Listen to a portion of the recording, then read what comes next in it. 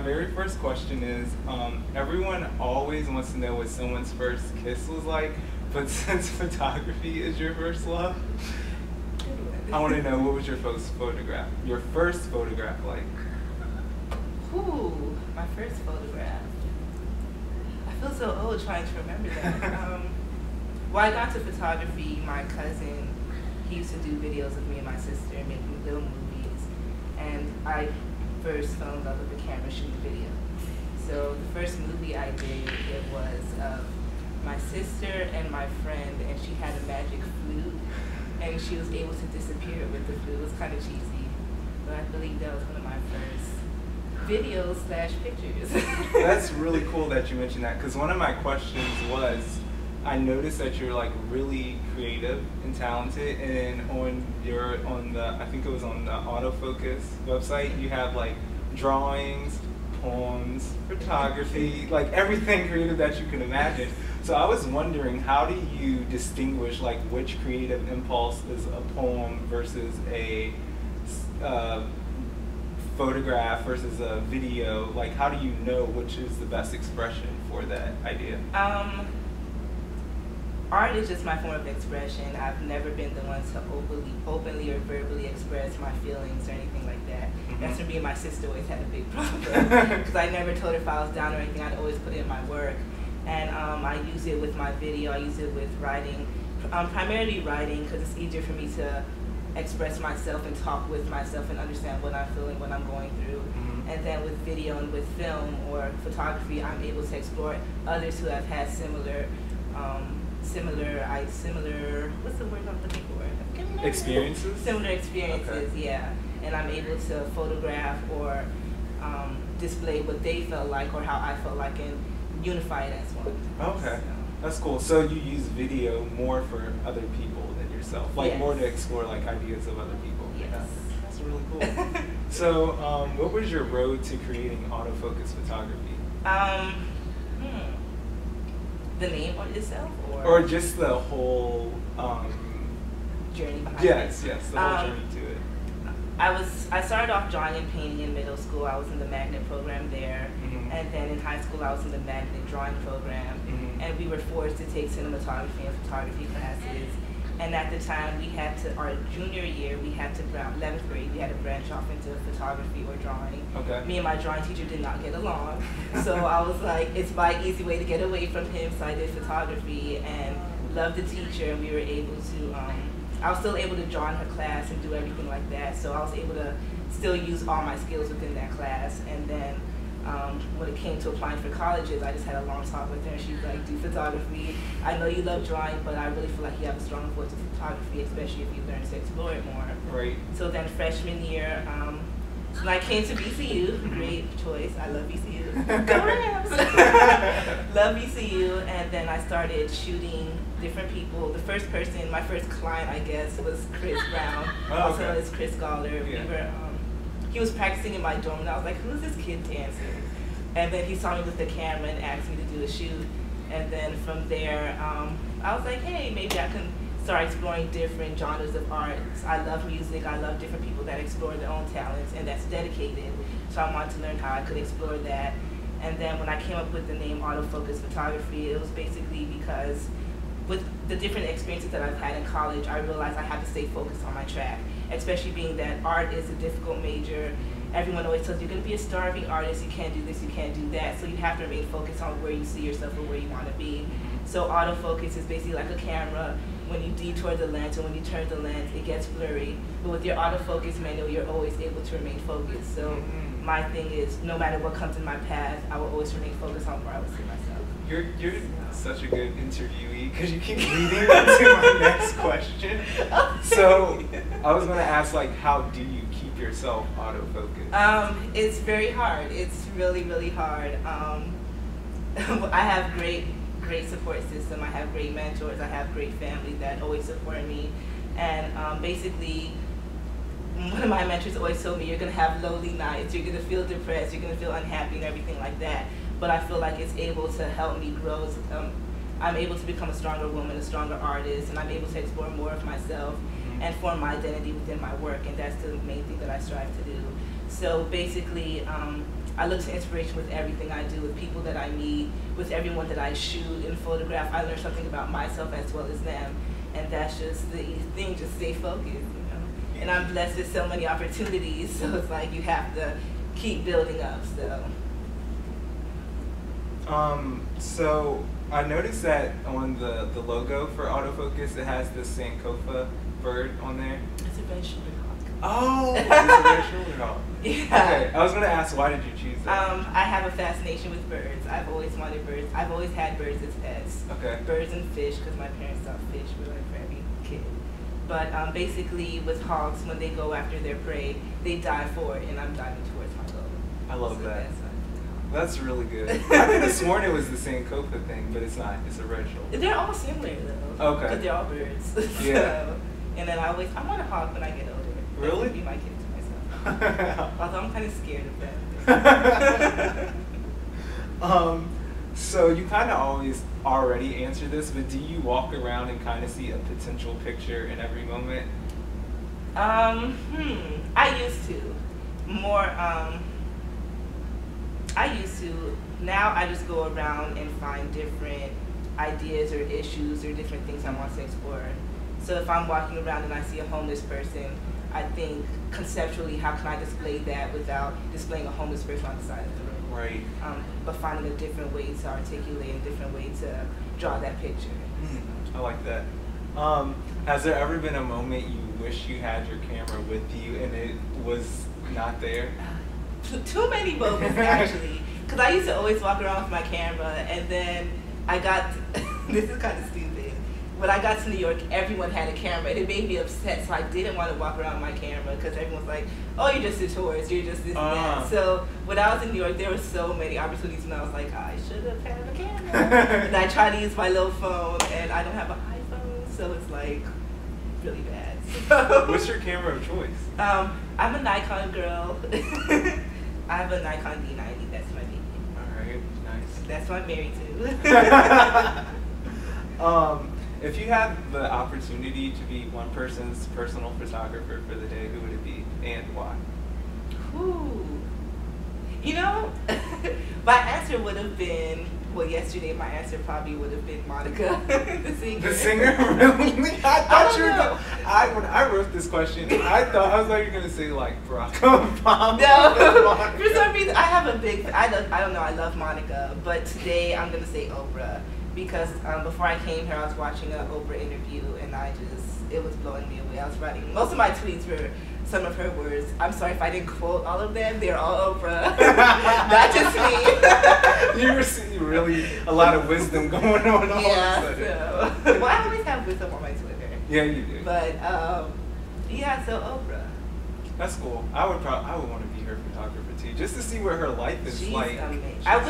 I wish I knew Oprah when she was doing Color Purple. That's the Oprah I would have loved to interview. Yeah, that was like right at the beginning of her Yeah. career. Yeah. On your website, you talk about the artistic voice. So, what is the artistic voice to you? It's basically the identity of myself that I don't allow people to see when they meet. Wow. The answer. So, where are you on your path to finding your artistic voice? I'm still far away from it. I believe.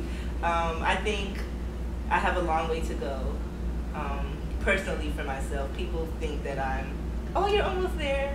But I like to say that every day is a growing process. Every day I'm a step closer to where I see myself. And I probably will be 100 when I actually find that what I'm happy for. But I just think I would always continue to grow, and that's just my goal, to continue growing, to never settle for where I'm at, to never be comfortable, but to continue growing. That's perfect. I love that answer. And the fact that you said process. Because like so many people, I think we see someone on TV, we see someone in a magazine, and we just think like they magically ended up there. But it's like there is a process to success. It's not just an overnight thing. It's, like everyone who got where they are, they had to really work to get there, unless you're on a reality show or something like that. And I think a lot of people tend to forget that very often.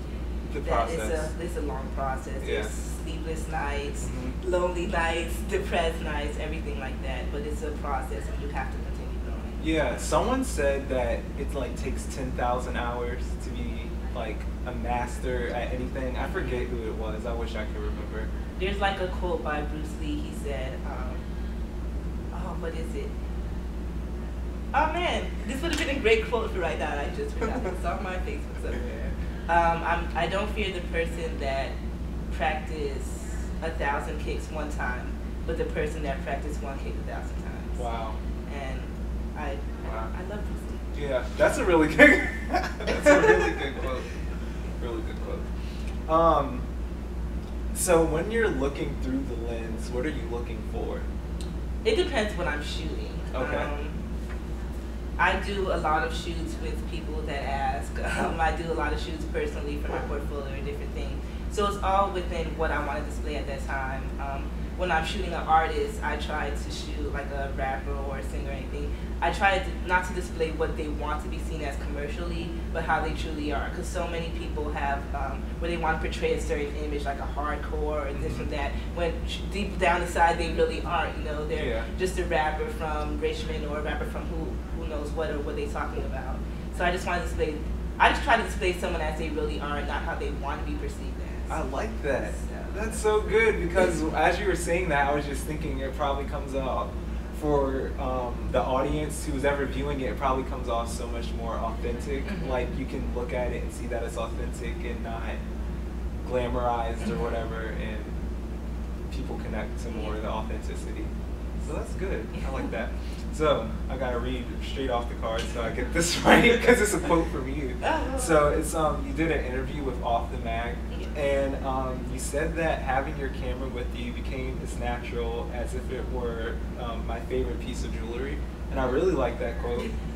And what I think is so powerful about that is that basically I feel like girls are all the time expected to be so much with the jewelry and with the dresses and with all the glitz and the glamour, but you're basically kind of, you know, you're in control of the lens, when I feel like so many other times women are objectified through the lens.